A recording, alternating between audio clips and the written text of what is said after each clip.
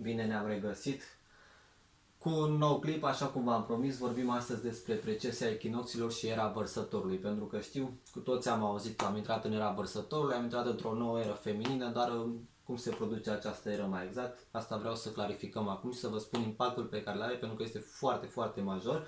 Este ceva mai high class, mai high level, dar ușor, ușor o să vedeți, se pun toate cap la cap. Bun, ce este o precesie a echinoxilor? Va trebui să mă ajutați și pe mine și să vă uitați și pe Google, să căutați imagini ca să înțelegeți pe ansamblu cum arată, pentru că din desen nu o să înțelegeți prea ușor. Este o mișcare conică efectuată de axa de rotație a planetei, mai exact este deplasarea retrogradă a punctelor echinoxiale de-a lungul eclipticii, da? Aici ar fi ecliptica, asta este planeta, asta este bolta celestă și aici sus sunt mișcarea de retrogradă a echinoxilor. Uitați-vă pe Google, căutați imagini și o să înțelegeți mai ușor cum arată și cum se mișcă planeta. Bun, ca să se producă această precesie a echinoxilor este nevoie ca planeta să fie legată de un alt sistem solar. Acest sistem solar este Sirius. Datele astronomice despre Sirius nu o să le discutăm, o să discutăm mai încolo despre Siriuseni, despre rasele ET când o să ajungem mai încolo un picel așa. Mai legat de conexiunea pe care o avem cu Sirius, vă recomand lucrările lui Greg Braden, ale lui Drunvalo Melchisedec, pentru că sunt foarte profunde și științifice în același timp și o să explice acolo concret cum suntem legați de Sirius și de ce. Bun, deci nu s-ar fi putut efectua astfel de precesie echinoxilor dacă n-am fi legați de alt sistem. De fapt, bineînțeles că noi tot universul suntem interconectați, doar că existau anumite teorii că e legat de soare, de lună, ceea ce nu este adevărat, este corect, fiindcă suntem legați de un alt sistem solar. Și în funcție de precesia echinoxilor, de cum ne mișcăm, așa se dă și o eră. Asta este era vărsătorului, o să vă explic când o să ajungem aici. Așa apare și o eră. Am fost în Berbec, am fost în Taur și se întâmplă acolo ce se întâmplă în funcție de cât de aproape sau cât de depărtat suntem de centrul galaxiei. Ce vreau să mai știți? Pe lângă precesia echinoxilor există și alte precesii cu impact, doar că noi o să ne referim la echinoxie acum, fiind cea mai necesară, esențială în acest moment. De exemplu, axa de rotație a planetei este unghiul este la 23 de grade, virgulă ceva, știți.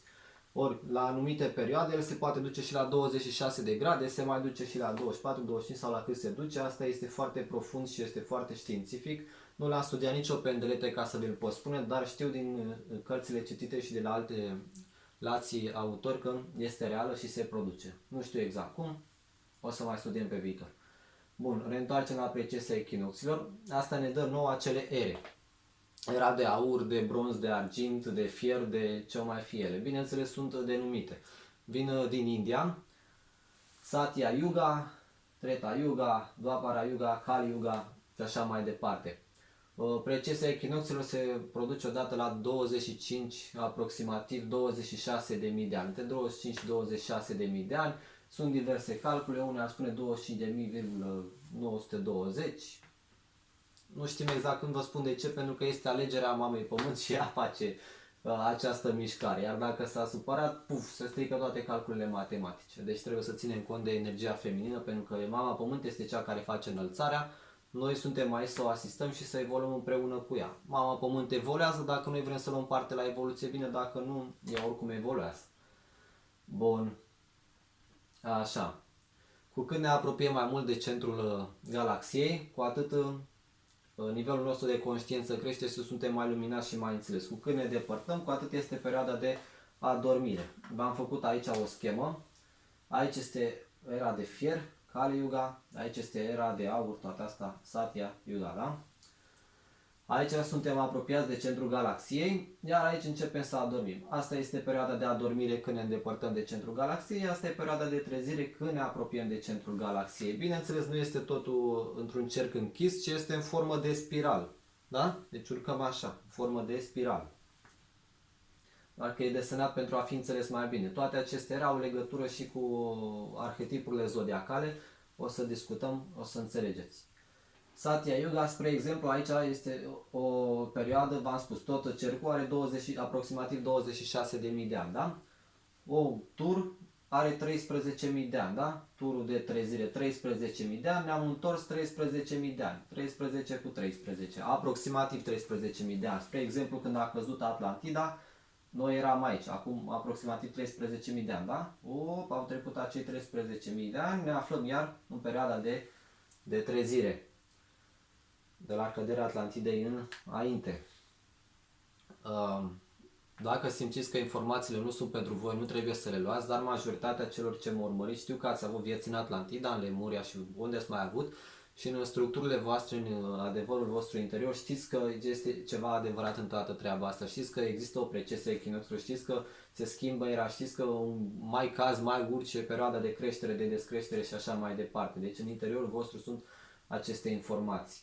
O să vorbim în clipul următor, o să vedeți despre schimbarea dimensională, acolo o să facem mai multe clicuri. Bun. Ce este important să vă mai spun aici la schimbarea Satya Yuga, Treta Yuga, Dwapara, Kali Yuga, da. V-am spus, avem 13.000 cu 13.000, acum noi ne aflăm în punctul ăsta, în punctul de trezire și într-un punct important ce aduce mari schimbări în societate.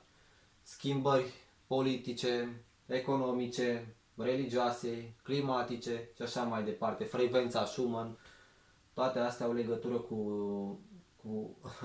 cu influența astrală pe care o primim.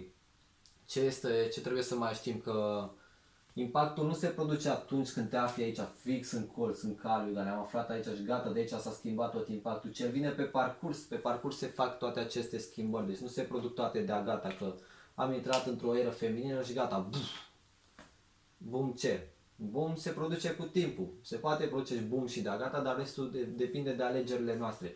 Iar cum vrem să facem schimbarea de la o dimensiune la alta sau cum să trecem mai ușor prin ele, depinde de alegerile noastre. Spre exemplu, în Lemuria, când s-a schimbat la fel, am intrat în altă eră, în Lemuria, s-a produs totul ușor, pentru că eram conștienți, se schimbă situația, haide să facem demersul necesare, plecând de aici ne mutăm, facem altceva. Ok, s-a făcut foarte ușor. În Atlantida, spre exemplu, a fost puțin mai greu, că s-a cutremurat tot, s-a căzut, a fost mai tensionat. Dar asta vă spun și acum, pentru că suntem fix în punctul într-o schimbare foarte majoră și probabil ați auzit peste tot și pe la televizor și pe unde vedeți. Când vă uitați la televizor și vedeți atâtea dezastre, vă gândiți parcă ceva nu este în regulă acolo. Ne aflăm într-un plin proces de transformare. Și v-am spus, are un efect profund, evenimente, apar schimbări. Ce este cel mai afectat în toată treaba asta este câmpul geomagnetic al planetei. Câmpul geomagnetic, electromagnetic, pe care și noi îl avem în jurul nostru, ține de memoria noastră, ține de emoțiile noastre și el este bombardat. Și cum să facem un desen, unde să-l facem să-l vedeți. Îl facem aici așa puțin, cu altă culoare. Știți cum arată acel torus? Aveți cum să nu știți. Deci vin aceste foițe de ceapă, da? Ăsta pe care l-avem și noi în jurul nostru, despre care o să discutăm și pe viitor, vine din spațiul sacru al inimii, micul spațiu sacru al inimii. Normal, când el primește influențe din centrul galaxiei, de la Soare și așa mai departe, cu cât ne apropie mai mult, este bombardat și el se comprimă așa ușor, se comprimă, mai vine mai bombat acolo și mai revine mai nu știu ce. Spre exemplu, influența lui este și când este lună plină. Ați văzut, am avut lună plină acum, ați trecut cu bine? Bravo! A fost mai tensionat. La fel și cu aceste radiații electromagnetice sau cum să le spunem, nu știu cum să le spunem exact, influențe venite din planurile superioare, ca noi să ne trezim și să avem o evoluție accelerată. Când o să ajungem să vorbim despre terapii, despre vindecări, bioenergie, o să vă dați seama că de fapt totul la bază e vorba de evoluție. Lasă în urmă ce a fost, corectează și mergi mai departe. Bun. Câmpul geomagnetic este afectat. Apare automat, dacă primim influențe din planurile superioare, apare schimbări în ADN-ul nostru, da? ADN-ul nostru se schimbă interiorul nostru se schimbă și exteriorul. Automat se schimbă clima, economia, politica, legea și tot. Tot se schimbă, pentru că apare schimbări în interior. Unde apare schimbarea în interior, o să se vadă și în exterior. Bun, haideți să vă arăt cercul ăsta. O să-l căutați din nou pe net ca să-l înțelegeți. Aici sunt erele, aici este Satya Yuga, Treta Yuga, Dwapara, Kali Yuga și așa mai departe. Iar noi ne aflăm aici fizic în leu, deci fizic în leu, iar la nivel celest în vărsător. De-aia se spune am intrat în era vărsătorului. Ne aflăm aici, adică suntem, deci de aici este perioada de adormire, când ne îndepărtăm de centrul galaxiei și aici, de aici, ușor începe perioada de trezire, deci fiind centrul galaxiei, da? Când ne apropiem. Iar noi v-am spus că suntem în punctul ăsta, adică în punctul ăsta de apropiere de centrul galaxiei sau într-o eră de bronz, încă n-am intrat în argint, bronz, dar am ieșit din fierul de caliu, unde a fost foarte show. Cine și-a amintit din reîncarnări știe că a fost show. Și ce vă mai spun ceva, cine trăiește la nivel conștient în inima lui, conectat cu viața, cu sinele, știe că ne aflăm în era vărsătorului, știe că tocmai am intrat în era vărsătorului, că este un nou început într-o nouă eră feminină. De ce o eră feminină? Că am parcurs această precesie a echinocților și am trecut din era masculină, asta de 13.000 de ani și ne-am dus mai departe. Asta e discutabil și este foarte greu de pus în cuvinte, dar în interior știm că așa este. Nu putem, poate să știm exact cum să ne explicăm, dar știm pentru că avem trezirea inimii. Inima noastră este iluminată, da? Deci cine este serios știe că tocmai am intrat în ceva diferit și s-a schimbat și își dă seama că acum multe vieți nu am avut acces la ce avem în prezent. Spre exemplu, o altă treabă legată de schimbarea erei, precesia echinoxilor, este informația pe care o avem. Vedeți că evoluăm foarte rapid, din nou mai nou și mai nou. Cine s-a aștepta acum 100 de ani să stăm cu iPhone-ul în mână sau cu alt telefon de fiță sau să avem internetul cum îl avem în ziua de azi, accesul la atâtea informații? Avea cineva cu 2000 de ani acces la toate informațiile astea spirituale? De unde? Dacă n-aveai cum, da? Dacă aveai noroc, te mai rășteai, cine știe, din India, în Tibet, mai știi cât o chestie, o meditație, ceva, dar nu era cum este acum când te uiți pe piață, aici în România cel puțin este full, este o abundență de spiritualitate, deci toată lumea, dacă nu faci reiki ceva, nu există pe piață, ceva de genul. Deci este o abundență, un boom și va fi din ce în ce mai profund, din ce în ce mai profund, tehnologia va evolua foarte rapid. La fel și spiritualitatea, ați văzut acum, de exemplu, Reiki, chestiile astea nu prea mai sunt la modă, adică le mai faci, le știi, sunt eficiente, dă rezultat, dar parcă vine ceva mai nou și mai diferit, este ceva într-o continuă schimbare, este ceva și mai puternic și mai puternic și mai nou și mai bun. Și încă ne aflăm în acest proces de evoluție accelerată. O să avem curând și roboții pe piață și așa mai departe, dacă nu ne autodetonăm până atunci. Sper că nu ne autodetonăm, că s-au mai întâmplat chestii și pe Marte și pe alte de gen. Bun, haideți să mergem mai departe. O să continuăm. Deci v-am spus că schimbarea precesiei echinoxilor are legătură și cu schimbarea porilor de care ați auzit și de care mulți mai fac și miștouri, pentru că de fapt și de drept au și dreptate. Schimbarea polilor înseamnă inversarea în sensul de rotație și al planetei în același timp, adică soarele va răsări de la vest, nu de la est, cum răsare acum. Dacă acum răsare de la est, dacă se va schimba rotația planetei, va răsări de la vest și are legătură cu memoria noastră. Ce este important este că câmpul geomagnetic poate să cadă la zero, să fie bombardat, să piară, iar noi avem nevoie de o protecție să ne păstrăm memoria. Cum ne păstrăm memoria? Cu Merkaba. Avem nevoie de un câmp electromagnetic în jurul nostru, cum este Merkaba, să ne păstrăm memoria, pentru că memoria este de fapt cheia nemuririi. Nu neapărat să rămâi într-un singur corp fizic 500.000 de ani aici pe pământ, pentru că ar fi, de multe ori n-ar fi deloc ok. Ok.